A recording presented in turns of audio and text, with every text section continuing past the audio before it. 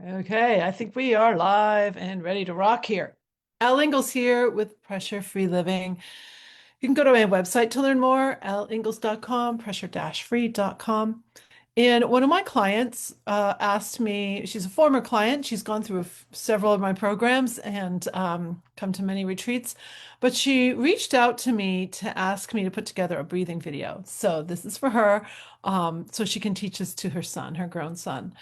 I do some different things with breathing, so I'm just going to take you through a little something that could be so helpful. When to use the breathing is also key.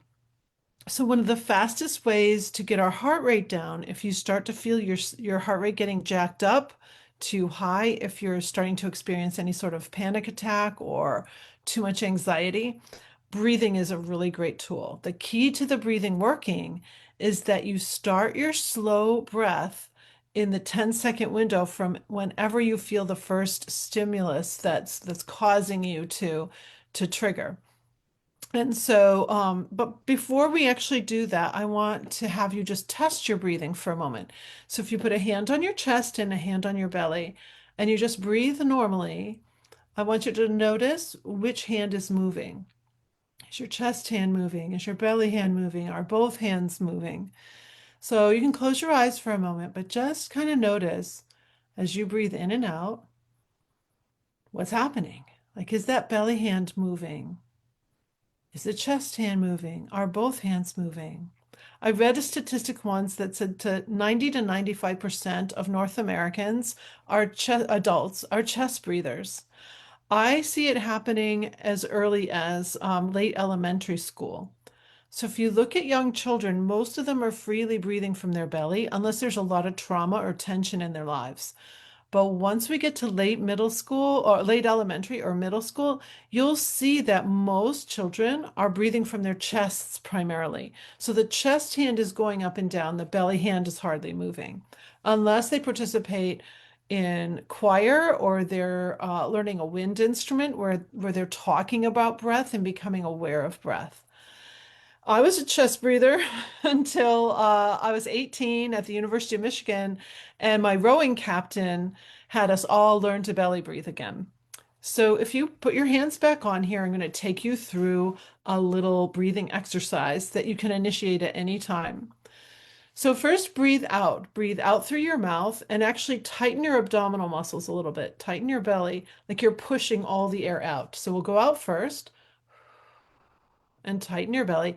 And now relax your belly and breathe in through your nose. And as you breathe in, I want you to imagine that you're filling up a gas tank where all the air is filling up in your lower abdomen first and then up into your chest, and that it's 360 degrees, like you're really filling up the tank. So we'll try it again. If you breathe out and tighten your abs, and then relax your belly and breathe in fully. So if you notice, my chest didn't even move, okay? My chest didn't move. It's all abdomen. It's all the middle part of my body that's like opening up like bellows. When I was a little girl, we heated with wood at our summer house in the winter. And so we had these bellows to start the fire. You know, these things that open up and air comes in and then you squeeze them and air goes out. Same thing with us.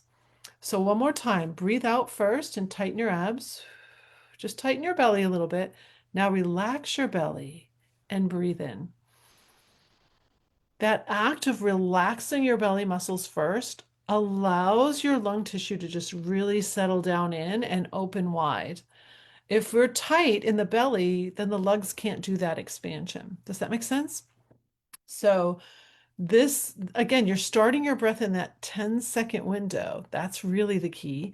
But when you start to do that, then you're just going to be able to really get that heart rate down, really not go into fight or flight, protect yourself from stress hormone releases. I use this tool anytime it's usually not maybe a performance situation or you're about to have a conversation you've been not looking forward to, one of those things, or maybe if you're at work and you've got a high pressure meeting coming up and you notice that your heart's just starting to jack. Perfect time to use this long, slow belly breath. So I hope that's helpful to you. I hope it's helpful to my former client. and that she can pass this video to her son. But we hear about long, slow breath all the time. I was just missing the timing piece, and that's what's so critical. So I hope this is helpful. I hope you start to get more air down into your belly, down into your abdomen, just by opening up those lungs. Oh, by the way, one of my friends, dear friends, he's a professional trumpet player. He shared with me, and I've never checked out this stat or this information, but he shared with me that the lung tissue of a human is so malleable, it can actually stretch for a square mile, just the set of our lungs. Like it's so stretchy.